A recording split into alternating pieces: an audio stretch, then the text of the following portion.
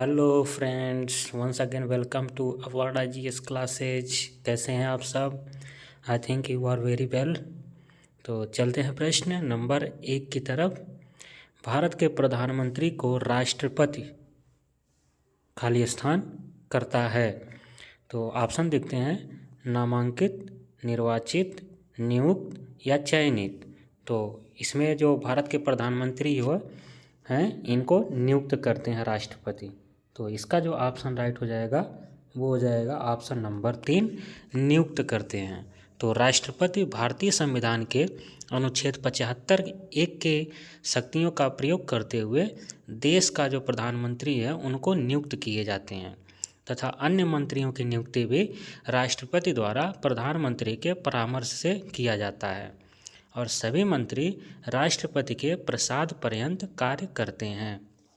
तो मंत्रिपरिषद जो है वो सामूहिक रूप से लोकसभा के प्रति उत्तरदायी होंगे। तो दोस्तों चलते हैं प्रश्न नंबर 2 की तरफ। प्रश्न नंबर 2 है, प्रधानमंत्री कार्यालय यानी कि PMO के संबंध में निम्नलिखित में से कौन सा कथन सत्य है? ऑप्शन देखते हैं, यह 1977 में अस्तित्व में आया। ऑप्शन 2 है, इसका प्रधान कैबिनेट सचिव होता है। तो नीचे दिए गए कूट से सही उत्तर चुनिए।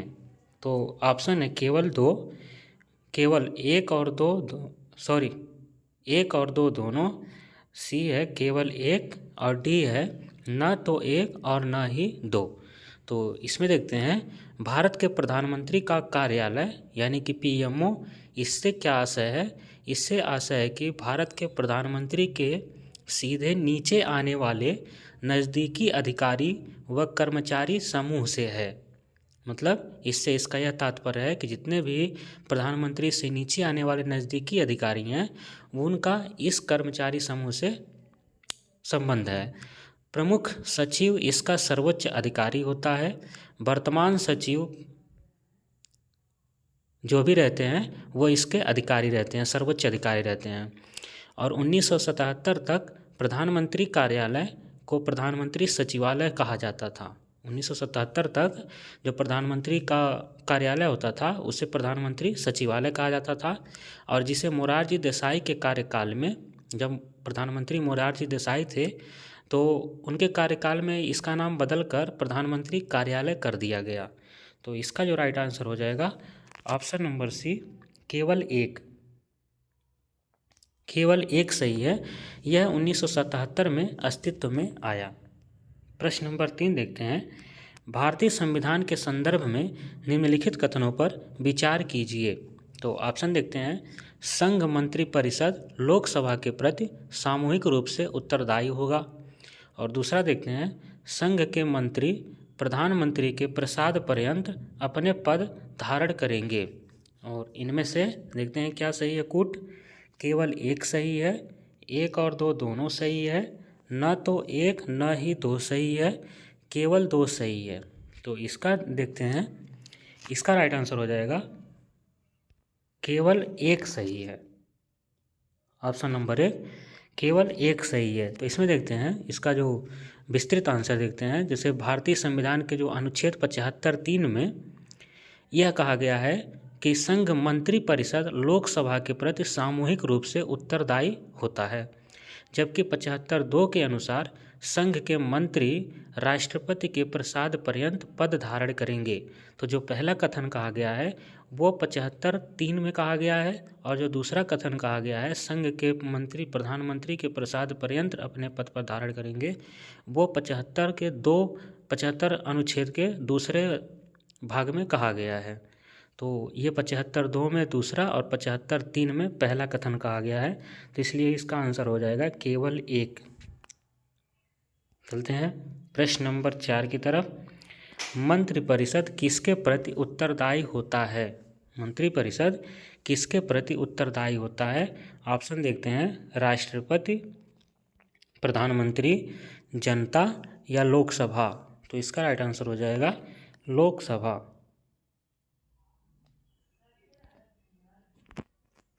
चलते हैं अगले प्रश्न पर। प्रश्न नंबर 5, किस सदन के सदस्यों द्वारा बहुमत से अविश्वास प्रस्ताव पास होने पर मंत्रिपरिषद को त्यागपत्र देना पड़ता है। तो इसका ऑप्शन देखते हैं, लोकसभा के, ऑप्शन नंबर 2 राज्यसभा के, 3 दोनों सदनों के अलग अलग, 4 दोनों सदनों के संयुक्त बैठक में। तो किस सदन के सदस्यों द्वारा बहुमत से अविश्वास प्रस्ताव पास होने पर मंत्रिपरिषद को त्यागपत्र देना पड़ेगा? तो इसका राइट आंसर हो जाएगा लोकसभा के, ऑप्शन नंबर 1 लोकसभा के। तो इसमें देखते हैं कि लोकसभा के सदस्यों द्वारा बहुमत से अविश्वास प्रस्ताव पास होने पर मंत्रिपरिषद को त्यागपत्र देना पड़ता है। अनुच्छेद 75(3) में कहा गया है कि मंत्रिपरिषद लोकसभा के प्रति सामूहिक रूप से उत्तरदायी होता है, जो हमने पीछे देख लिया। इसका अभिप्राय है कि मंत्रिपरिषद तभी तक है जब तक उसे निम्न सदन यानी कि लोकसभा में बहुमत प्राप्त है। अगर दूसरे शब्दों में कहें तो लोकसभा मंत्रिमंडल को अविश्वास प्रस्ताव पारित करके हटा सकती है और अविश्वास प्रस्ताव के समर्थन में 50 सदस्यों की सहमति अनिवार्य है। यदि किसी मंत्री के खिलाफ अगर अविश्वास प्रस्ताव पारित होता है तो पूरे मंत्रिपरिषद को त्यागपत्र देना पड़ता है। तो चलते हैं प्रश्न नंबर 6 की तरफ।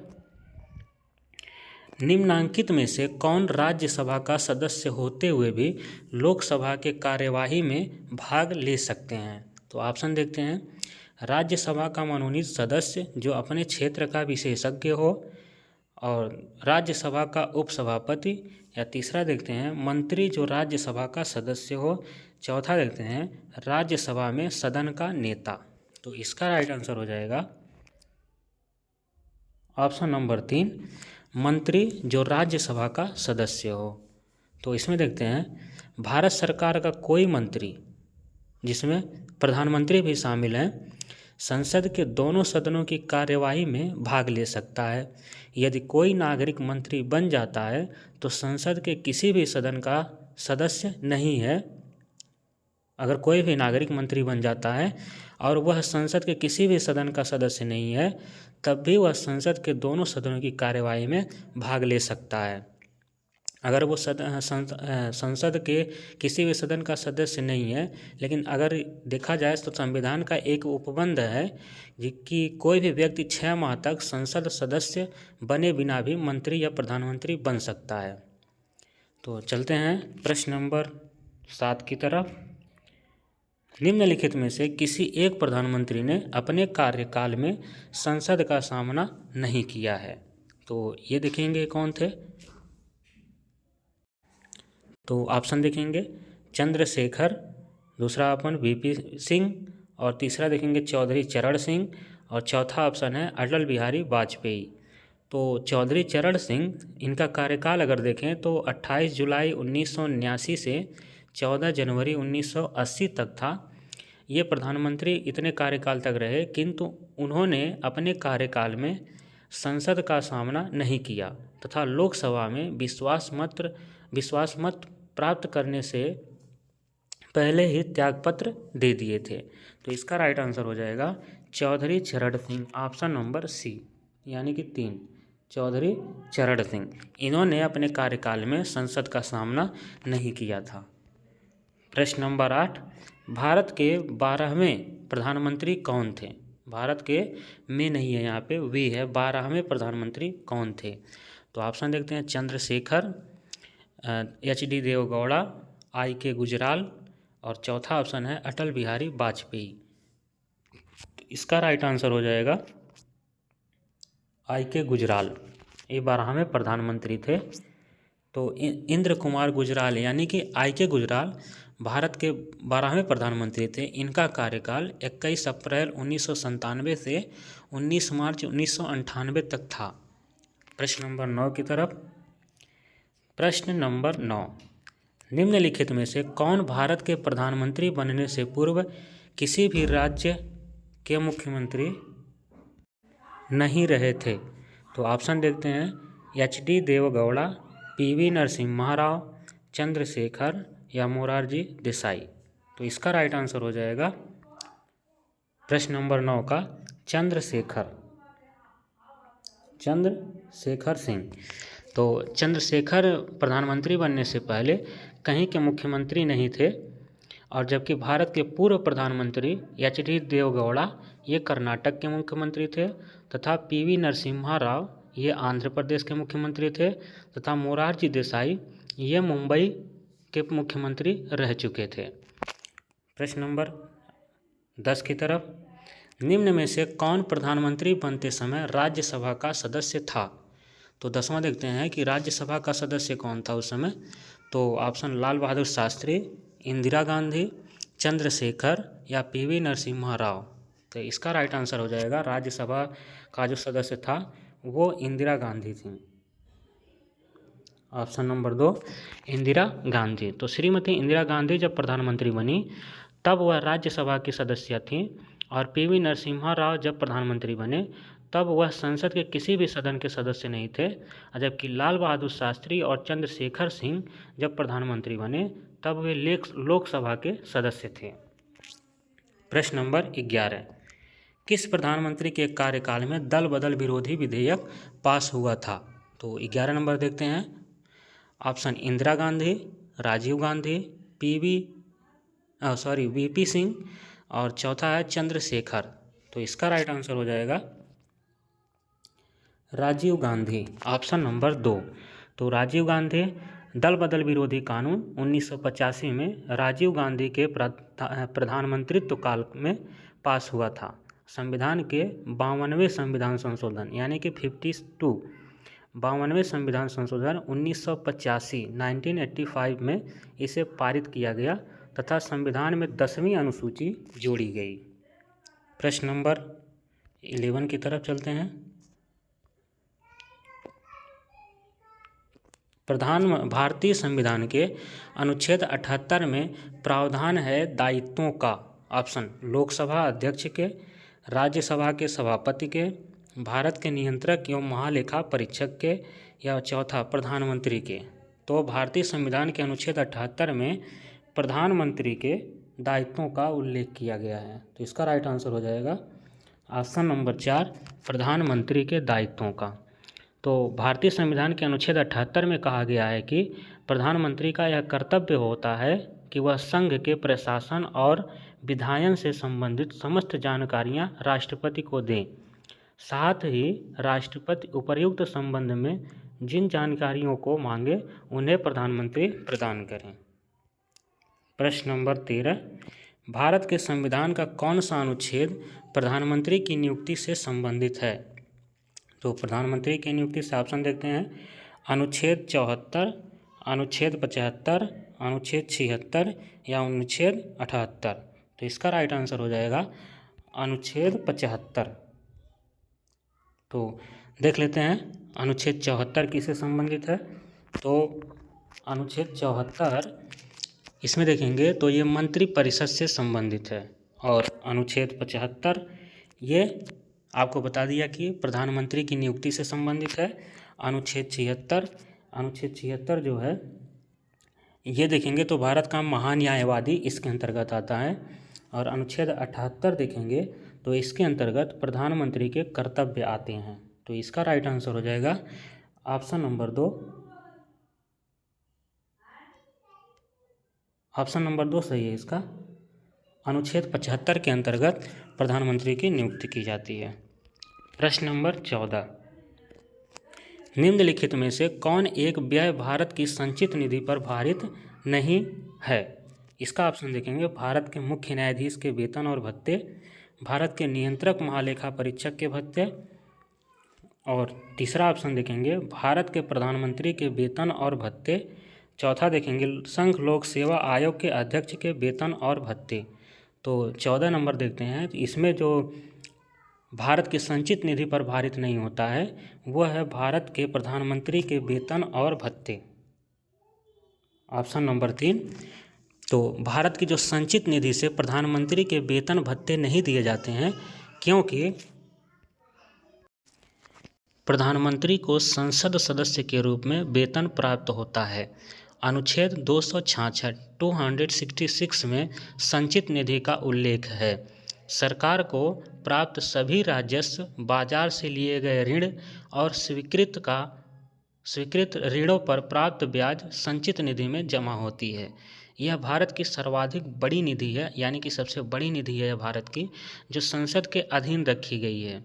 कोई भी धन या इसमें बिना संसद के पूर्व स्वीकृति के निकाला, जमा या भारित नहीं किया जा सकता है। और जबकि राष्ट्रपति, सर्वोच्च न्यायालय के न्यायाधीश, नियंत्रक एवं महालेखा परीक्षक को संचित निधि से वेतन दिए जाते हैं। तो प्रश्न नंबर 15 की तरफ चलते हैं। सामान्यतः प्रधानमंत्री लोकसभा का सदस्य होता है, राज्यसभा का सदस्य होता है, लोकसभा के बहुमत दल का नेता होता है या राज्यसभा के बहुमत दल का नेता होता है। तो इसका राइट आंसर हो जाएगा, सभी को पता है, आसान क्वेश्चन है, ऑप्शन नंबर 3, लोकसभा के बहुमत दल का नेता होता है। प्रश्न नंबर 16 की तरफ। संघीय मंत्रिपरिषद का अध्यक्ष कौन होता है? संघीय मंत्रिपरिषद का अध्यक्ष तो राष्ट्रपति, प्रधानमंत्री, गृह मंत्री या कैबिनेट सचिव। तो इसका राइट आंसर हो जाएगा प्रधानमंत्री। संघीय मंत्रिपरिषद का अध्यक्ष प्रधानमंत्री होता है। प्रश्न नंबर 17। भारत के प्रधानमंत्री का निम्न में से कौन सा कालानुक्रम सही है? तो पहला देखेंगे इंदिरा गांधी, दूसरा जवाहरलाल नेहरू, तीसरा मोरारजी देसाई, चौथा चौधरी चरण सिंह। तो इसका राइट आंसर हो जाएगा पहले जवाहरलाल नेहरू, दूसरे पे इंदिरा गांधी और तीसरे पे देखेंगे तो मोरारजी देसाई और चौथा पे है चौधरी चरण सिंह। तो इसमें पहले पे आ जाएंगे 1 नंबर, 2 नंबर इंदिरा गांधी, तीसरे पर मोरारजी देसाई और चौथे पर चौधरी चरण सिंह, यानी कि 2 1 3 4। तो 2 1 3 4, option number C, option number C right हो जाएगा। आगे चलते हैं प्रश्न नंबर 18 पर। मंत्रिमंडल, संघीय मंत्रिमंडल बैठक की अध्यक्षता कौन करता है? तो ऑप्शन देखते हैं, राष्ट्रपति, प्रधानमंत्री, लोकसभा अध्यक्ष या उपसभापति। तो इसका राइट आंसर हो जाएगा प्रधानमंत्री, ऑप्शन नंबर 2, प्रधानमंत्री। प्रश्न नंबर 19। प्रधानमंत्री की नियुक्ति राष्ट्रपति करता है, यह किस अनुच्छेद में वर्णित है? तो प्रधानमंत्री की नियुक्ति राष्ट्रपति करता है, अभी हमने देखा अनुच्छेद 75, अनुच्छेद 75। प्रश्न नंबर 20 की तरफ। भारत के प्रधानमंत्री पद के लिए उम्मीदवार की कम से कम कितनी उम्र होनी चाहिए? तो सबको पता है, ये लोकसभा का सदस्य बनने के लिए या प्रधानमंत्री पद के लिए उम्मीदवार की कम से कम कितनी उम्र? तो 25 वर्ष। प्रश्न नंबर 21 की तरफ चलते हैं। प्रधानमंत्री कौन बनता है? तो सर्वाधिक उम्र का सांसद या सर्वाधिक मत प्राप्त करने वाला सांसद या लोकसभा में बहुमत दल का नेता या राष्ट्रपति जिसे भी बनाना चाहे। तो इसका राइट आंसर हो जाएगा लोकसभा में बहुमत दल का नेता, ऑप्शन नंबर 3। प्रश्न नंबर 22। यदि भारत के प्रधानमंत्री संसद के उच्च सदन के सदस्य हैं तो वे अविश्वास प्रस्ताव की स्थिति में अपने पक्ष में वोट नहीं दे सकेंगे, वह निम्न सदन में बजट पर नहीं बोल सकेंगे, वे उच्च सदन में ही वक्तव्य दे सकते हैं, और चौथा है उन्हें प्रधानमंत्री पद की शपथ ग्रहण करने के बाद 6 मास के अंदर निम्न सदन का सदस्य बनना पड़ेगा। तो इसका राइट आंसर हो जाएगा वे अविश्वास प्रस्ताव की स्थिति में अपने पक्ष में वोट नहीं दे सकेंगे। तो इसका हो जाएगा ऑप्शन नंबर 1 राइट हो जाएगा। प्रश्न नंबर 23 की तरफ चलते हैं। प्रधानमंत्री पद ग्रहण करने के समय विधानसभा के सदस्य थे, तो इसका राइट आंसर हो जाएगा,